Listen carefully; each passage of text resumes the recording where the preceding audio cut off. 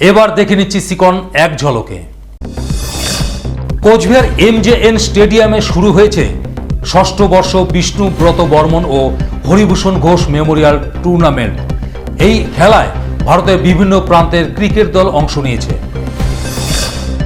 শুক্রবার বক্সিরহাট থানার উদ্যোগে শীতের হাত থেকে রক্ষা পেতে দুস্থদের মধ্যে করা হলো কম্বল বিতরণ। এছাড়াও বিভিন্ন সময়ে হারিয়ে যাওয়া মোবাইল ফোন উদ্ধার করে প্রকৃত মালিকের হাতে ফিরিয়ে দেওয়া হয়। অনুকূল চন্দ্রের জন্মবার্ষিকী উপলক্ষে প্রীতি পরিশ্রবা মহোৎসব হলো তুফানগঞ্জে, ছিল ভক্ত সমাগম। গত কয়েকদিন থেকে শীতের কামড় কোচবিহারে, কুয়াশার চাদরে মোড়া শহরে দেখা গেল আগুন পোহানোর দৃশ্য। রাজ্য জুড়ে চলছে আশা কর্মীদের কর্মবিরতি। শুক্রবার কোচবিহার হাসপাতাল মোড়ে পথ অবরোধে সামিল আশা কর্মী ইউনিয়ন।